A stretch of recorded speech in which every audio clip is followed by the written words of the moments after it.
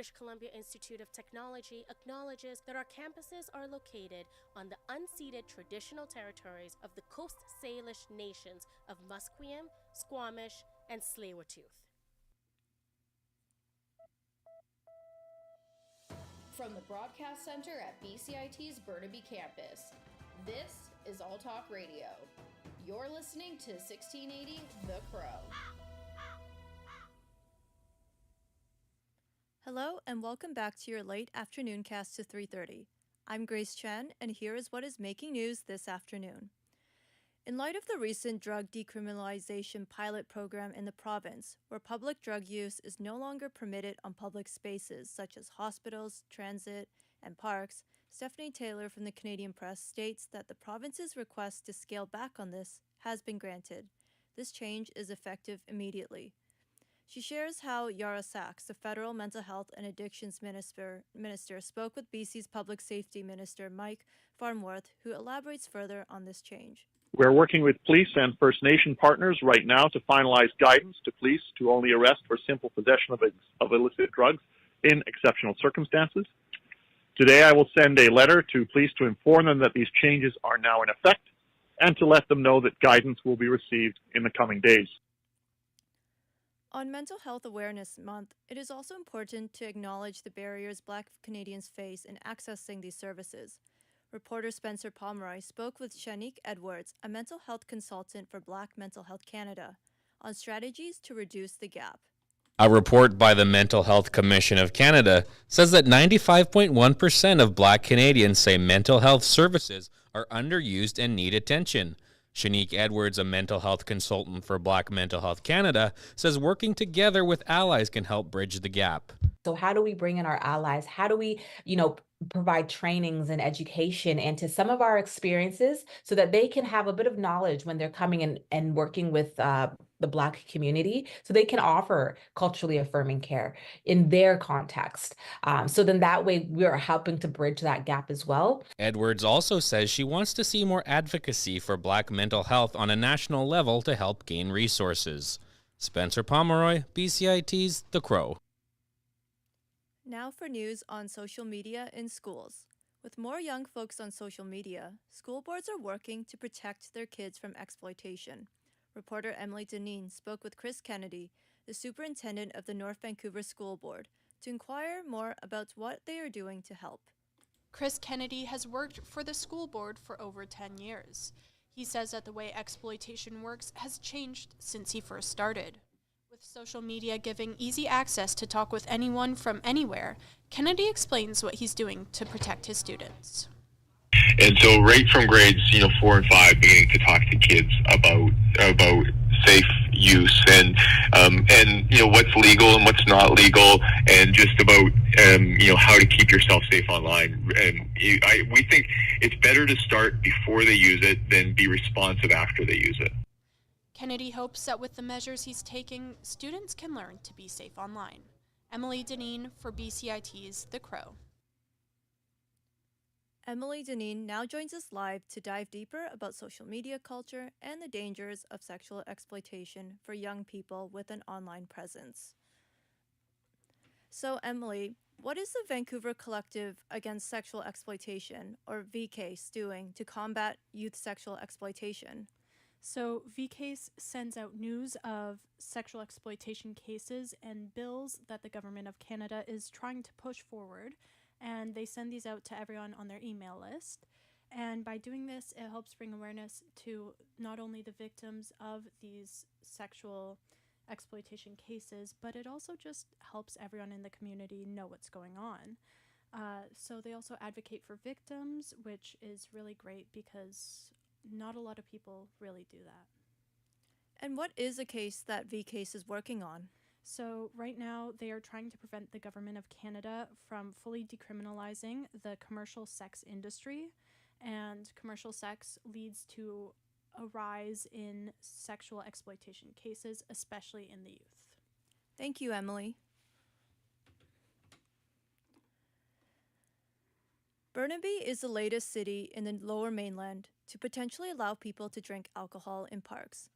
The Vancouver Board of Parks and Recreation has approved an alcohol program allowing people to drink alcoholic beverages at some open spaces. Reporter Gina Tang is here with more about the Burnaby officials' decision process. This isn't the first time a pilot program was launched permitting responsible consumption. Just last year, 4 parks across Burnaby permitted usage: Central, Confederation, Edmonds, and Keswick. Given the complexity of the issue, Burnaby is looking to its next-door neighbor, Vancouver, who has extended its pilot, who has decided to reintroduce another year to assess the level of success. According to Burnaby RCMP Constable Michael Kalaj, he has not seen major issues after the Burnaby's laws was passed last year. Burnaby City officials will be speaking with multiple police superintendents and chiefs to discuss any operational and enforcement issues before the city decides to continue. Gina Tang, BCIT's The Crow. With high heat temperatures coming to Vancouver, the City of Vancouver has been putting measures in advance to protect their citizens. A 2022 BC Coroner's report was released showcasing how unhoused individuals, single-room occupants, and seniors are at risk of heat exhaustion. Reporter Sophie Hansen looks into how one local organization is working to break down barriers for prevention. Due to record-breaking high temperatures, the City of Vancouver has planned for temporary cooling centers and hydration stations. Devin O'Leary, manager of community research and organizing at the Carnegie Housing Project, says there are still limited resources available. One of the interventions that we are pushing for now is just improving signage. Ways that people can be directed to cooling centers during the day. That also means getting more of them. So a lot of people will actually leave their SROs and go sleep in a park. Carnegie Housing Project will be working in collaboration with other local organizations, providing tools to vulnerable people in the downtown core. Sophie Hansen, BCIT's The Crow. It has been a week since the pro-Palestinian protests commenced on the University of British Columbia's Point Grey campus. The president of UBC, Benoit Antoine Bacon, says the school welcomes a respectful and robust discussion with students about investments. Bacon also emphasizes that the school's endowment fund does not directly own any stocks that are the target of divestment demands from pro-Palestinian protesters on campus. Ultimately, he wants to ensure peaceful protests and for people to be careful of how they express their thoughts on this situation. Health Canada is advising the public that the Western Family brand milk chocolate and yogurt-covered pretzels sold in BC are under scrutiny due to a potential salmonella contamination. Health Canada is urging everyone to not consume, sell, serve, or distribute the products that were sold in a 240-gram clear plastic container. Emily Jovensky from the Canadian Press talks about the specifics of this warning. Health Canada is recalling the Western Family products sold in 240-gram clear plastic containers. The pretzels are sold in British Columbia and possibly other provinces and territories. The warning says food contaminated with salmonella may not look or smell spoiled, but can still make you sick and can even be deadly for children, the elderly, and those with weakened immune systems. Emily Jovesky, The Canadian Press. There is a watershed contamination down at the Columbia River watershed and is now infected with whirling disease. This is a parasite that causes deformities in fish, makes them swim in unusual circular patterns, and has a high mortality rate. There is no treatment yet for this disease. The Canadian Food Inspection Agency says that other areas of the province have been declared buffer areas, meaning it may occur but has not been confirmed yet. The 2024 Met Gala, Fashion's night of entertainment and celebrities on red carpets, took place in New York City. Artificial intelligence was in usage tonight, too, as while Katy Perry and Rihanna did not attend, AI-generated images spread on social media, which fooled fans and the families of these big names themselves. Internationally, Israeli troops have seized control of Gaza's vital Rafah border crossing. The White House describes this seizure as a limited operation. There are fears of a full-scale invasion of the southern city, and there is still no information about ceasefires. The United Nations is also warning of a potential collapse of the delivery of humanitarian aid following these closures of vital crossings. Stay tuned for more on BCIT's 1680 The Crow.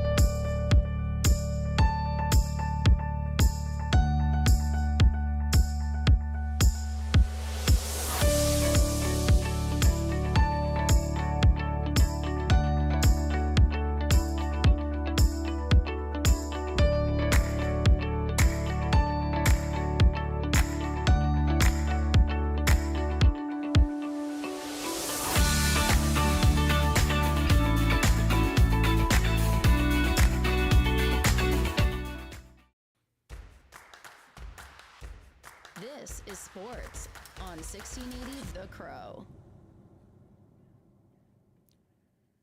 Good afternoon. My name is Keenan Tregaskis, and this is your sports update to 3:45. Vancouver Canucks star forward Elias Pettersson missed today's practice due to an illness. This news comes one day before the Canucks take on the Edmonton Oilers in the second round of the playoffs. Pettersson had 3 assists and 0 goals in his first playoff series since signing his 8-year contract extension earlier this year. Puck drop is set for tomorrow at 7 p.m. With NHL award season a month away, the NHL has announced the finalists for the Hart Award. Nikita Kucherov, Nathan MacKinnon, and Connor McDavid are the 3 nominees. McKinnon is the only one of the 3 who has yet to win the award. McDavid has 3 Hart trophies, while Kucherov has 1. Staying in the NHL, the Willie O'Ree Community Hero Awards were announced yesterday. The award acknowledges the impact on the game nominees have. Mark Bergen, the founder of the Diversity Athletic Society and Vancouver resident, says it is an honor for his work to be recognized. It was kind of unexpected, kind of a surprise, but, in the work that I do, it's just a passion of mine to help kids, and so it's an extreme honor to be recognized.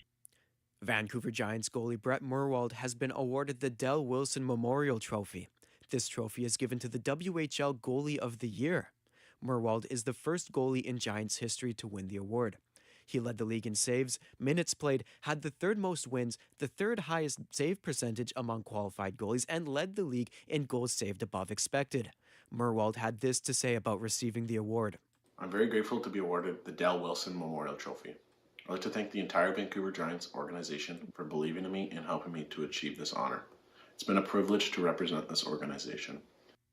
The second round of the NBA playoffs are underway, and the Oklahoma City Thunder host the Dallas Mavericks today.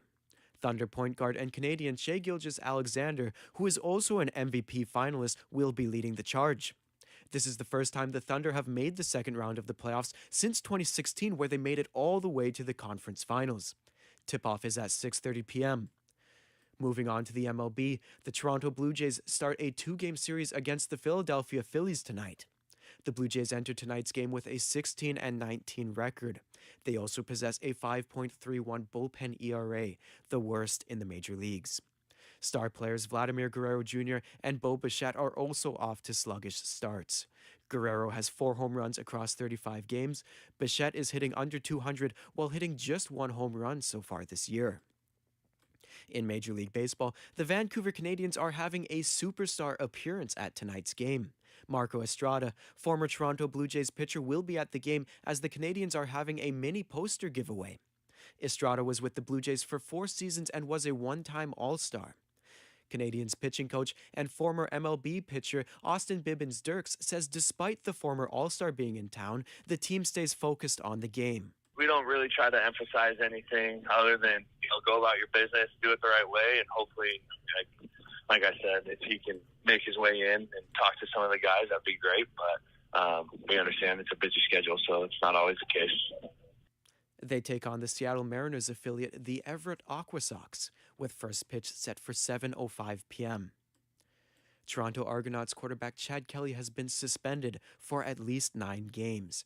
This suspension comes after an investigation into an ex-coach's lawsuit.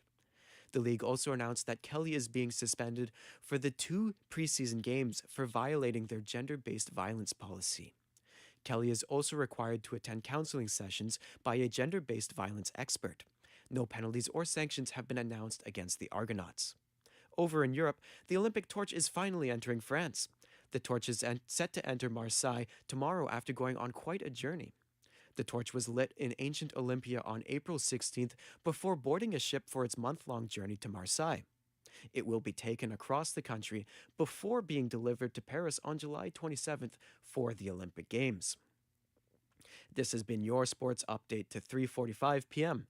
My name is Keenan Tregaskis, and you are listening to BCIT's The Crow.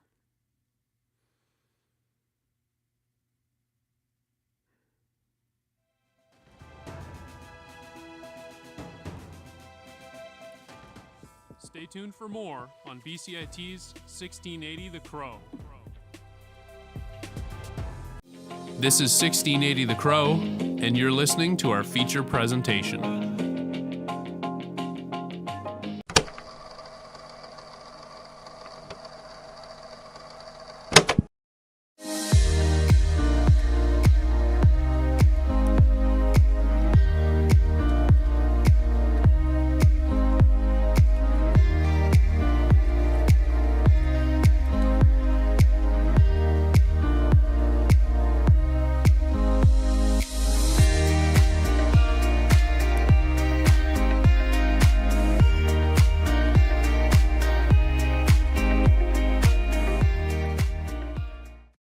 originally, the land that Granville Island is on was composed of sandbars, where Indigenous people harvested seafood. It was redeveloped in the early 1900s to become Industrial Island, which was a site for factories and warehouses. Once all of the factories were closed down, the island became quite an eyesore and was kind of a derelict place in the middle of the city of Vancouver. And so the idea to redevelop it into an urban oasis that was a people place, where people could come and visit, experience arts and culture, food, and also enjoy the beautiful waterfront location. That was the vision that at the time, and that is what we have here today.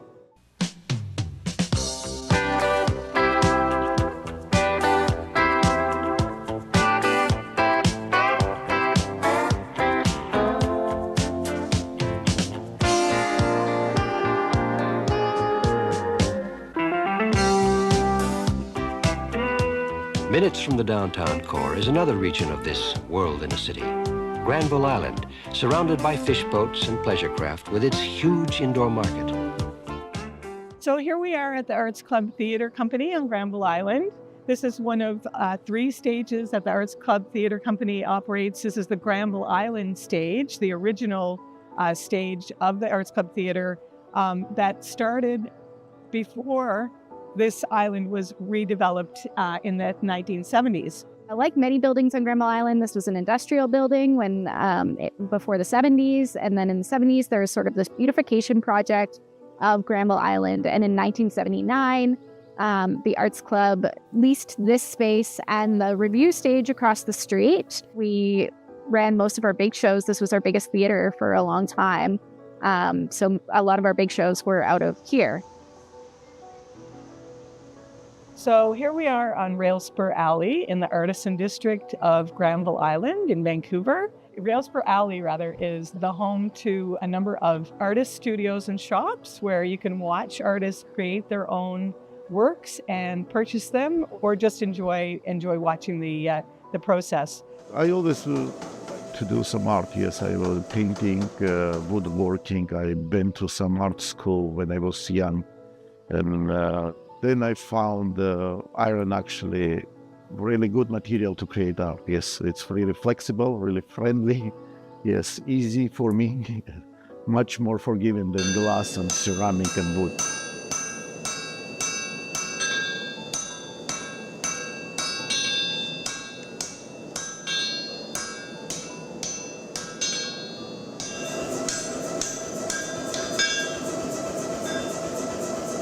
That's why for me, for my personality, the iron, that's the best way to create art. Yes.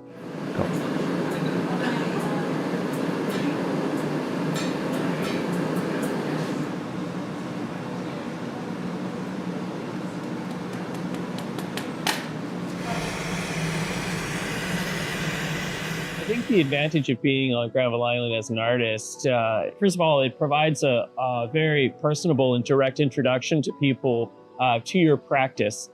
People who are really, the general public may not have a really good idea as to what you do on a day-to-day basis. So here at Vancouver Studio Glass, we try to offer people, access to a functioning glassblowing studio.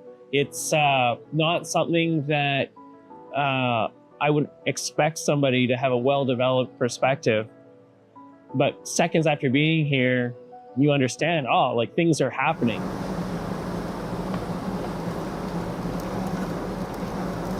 Oh my goodness. So I'm sitting in front of the Carousel Theatre Company for Young People on Granville Island. This organization teaches drama as well as puts on performances with children as young as 3 years old right up to teenage years, and even has baby raves, which the parents love to bring their babies to. So Carousel Theatre was incorporated in 1976, which means we're almost 50 years old. And when we were first incorporated, we actually had a space somewhere else on Granville Island, just down the block. It's now My Island Cafe, but there's a little office space on the top, and that was ours. And so we just had one little office, and we made plays wherever we could. We didn't have a theater to use at the time. And then slowly, a few years later, in 1981, we took over the space we're in today. And so we've been here since 1981 with a little bit of renovation and expansion happening in the mid-90s. And 1996 is when we helped renovate the Waterfront Theater, which is just across the street. And that's been our home for just as long. So most of our theater, most of our plays happens in that space. And this is Studio A. This is where we rehearse all of our main stage shows that happen across the street at the Waterfront Theater.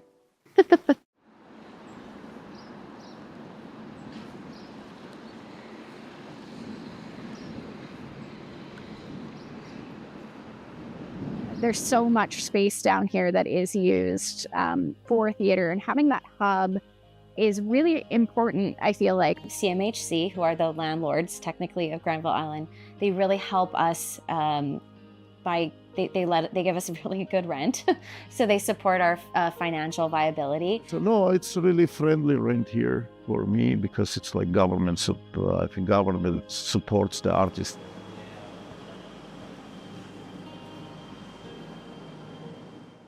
I think Granville Island walks a very tight line between respecting, providing a place that respects an artisanal need and fulfilling an expectation to a visiting public.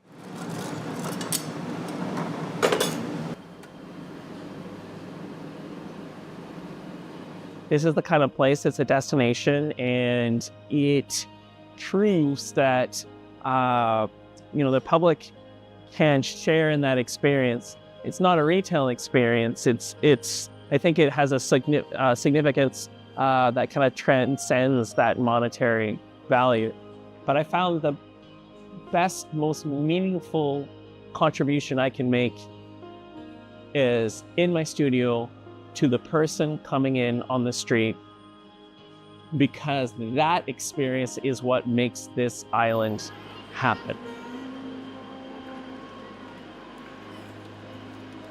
Absolutely, there's a balance there that we are always trying to achieve between maintaining the economic viability of Granville Island and making sure our businesses are thriving. We also want to have a space where they can afford to work and live. And so we offer very affordable rents for our artists. So this is something that we work on all the time, how to find that balance between the economic viability and supporting the communities, supporting artists, supporting performing arts.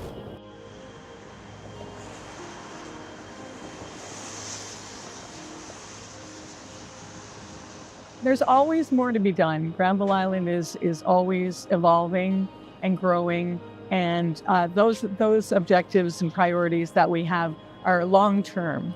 Some of them we have been able to make great strides, others take much longer. When we do visitor research, we find out that people really do love Granville Island and want to continue to support it. So I think that it's as appealing as it's been ever since it opened in 1979. I would be surprised if it's able to stay for much longer. And not for the work that we're doing, and not for the lack of effort, but the overhead and cost is so high, and the degree of specialization that's required to do the work, unless you're in a structure that encourages that sort of approach, it's just not efficient.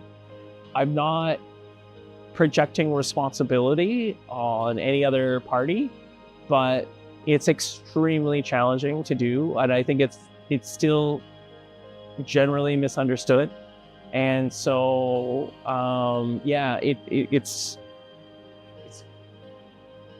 not exactly a growth industry. It's very specialized, niche. Granville Island was such a part of me growing up in the summer and having family visiting and coming to see it. And I think people really love to bring people here to see what's around and how beautiful it is here.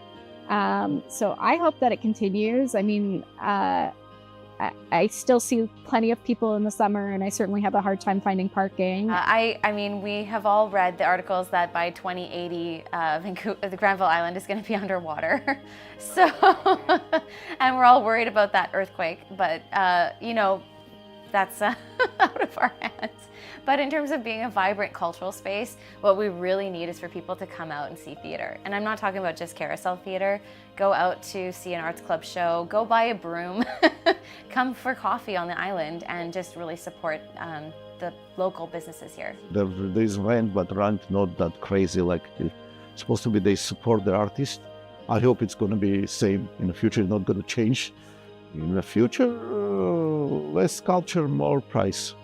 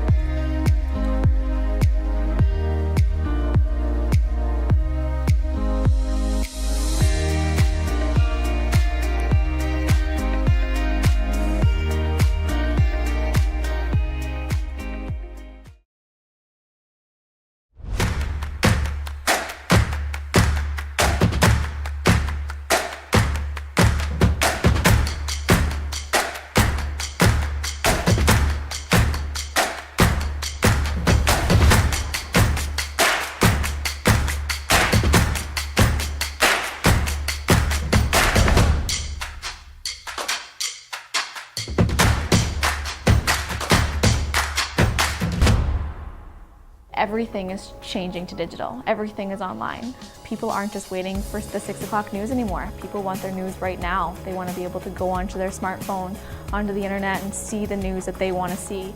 Vancouver is growing at, a really rapid rate, the Lower Mainland even, and with the tools that we're given here, we're able to cover all of that.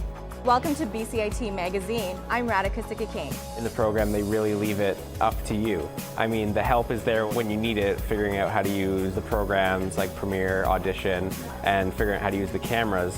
But it's up to you to sort of experiment and figure out what you can do when you go out in the field. They brought candles and flowers to remember the student who lost her life yesterday. Theresa May says the international community condemns Moscow. They really make sure that you know the basics and you are able to put out a quality product. I'm Brady Tretnero. And I'm Radhika Sikki-King. Thank you for tuning in to BCIT Magazine.